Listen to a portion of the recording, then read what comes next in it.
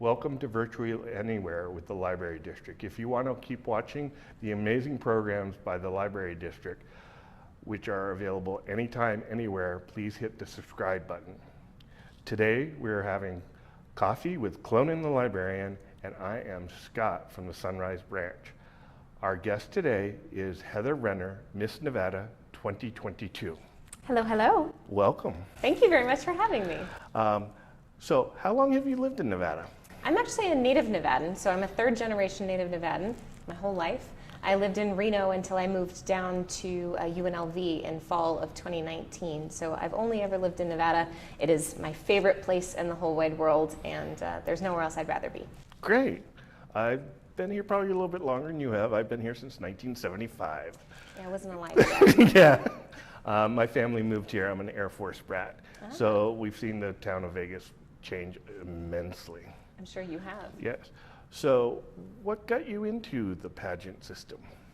This is actually a generational thing as well. So my Yeah. grandmother volunteered for the Miss Nevada Scholarship Organization in the 1970s. So we've been involved for about 50 years. My mom competed. She was first runner-up to Miss Nevada in 1989.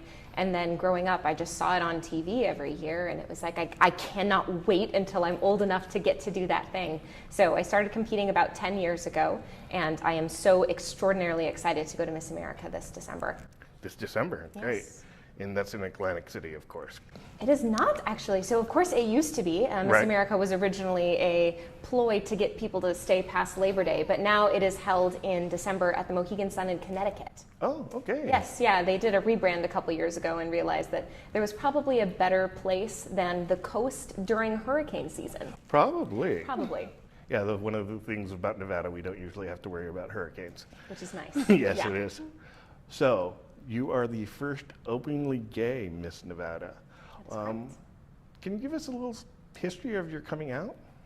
Yes, I came out as bi when I was 15, and the most crucial thing in my coming out process was joining theater when I was in high school.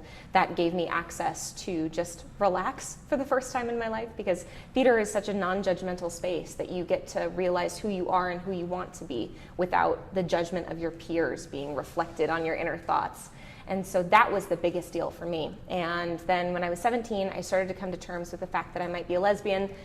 Dated guys for a few more years because compulsory heterosexuality, which makes you think that you are straight for longer than you actually should be thinking that. Right. That is a very powerful thing. And so for me, it was really difficult to unalign myself from all of the people in my life who'd been telling me my whole life, oh, you're going to grow up and marry a man, and that's just how life works. And so I came out officially at the beginning of this year, and I have never been happier.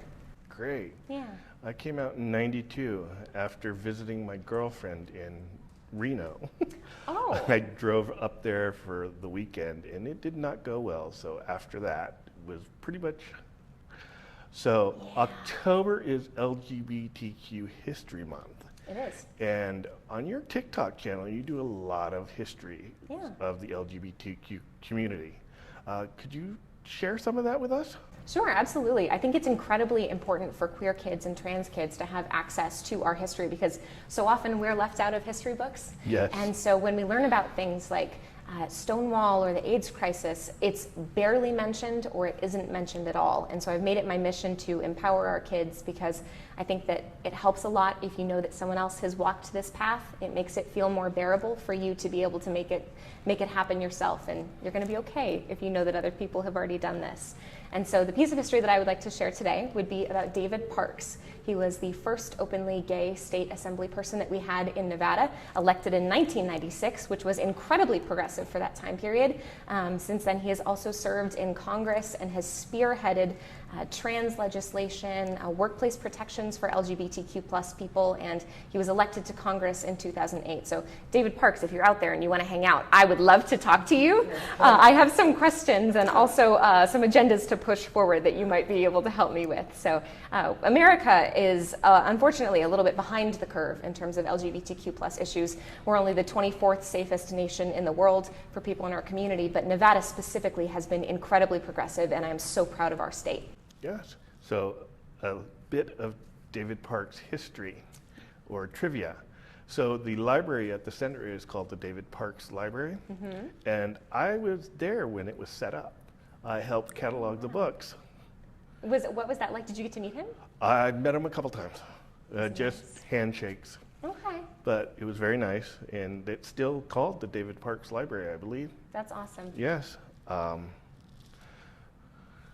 So that's it for today. I just want to thank you for being here. Thank you for your time. We hope that you enjoyed today's program and enjoyed watching virtually anywhere. And if you'd like to see more programs, visit thelibrarydistrict.org where you can see all our programs. Thank you for tuning in.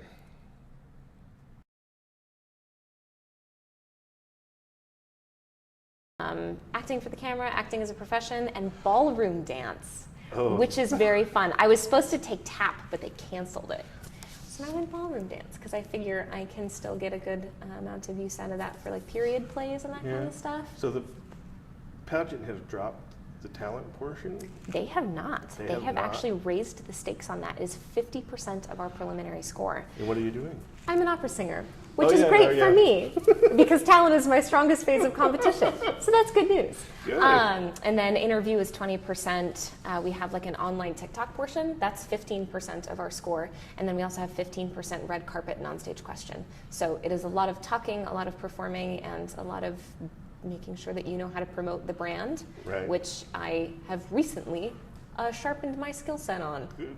Yeah. There's no more of that. My favorite part of the old pageants was when they did the state costumes. They discontinued that. that. But that was so much fun. I know, I really wanted to be Lake Tahoe. I'm mad that they discontinued that. Yeah. I remember that growing up. I'm like, especially Miss Universe. Oh, sure. Because they had those big, huge costumes and the headdresses. And this is in the probably late 70s. I was going to say, I feel like Miss Universe still does that. I feel like Miss USA and Miss Universe still have the competition. They might. I haven't watched it in a long time. I haven't either. Yeah, it sort of dropped off. I'm a Miss America girl through and through, so I'm not really big on the greater pageant scene. Just love me some Miss America.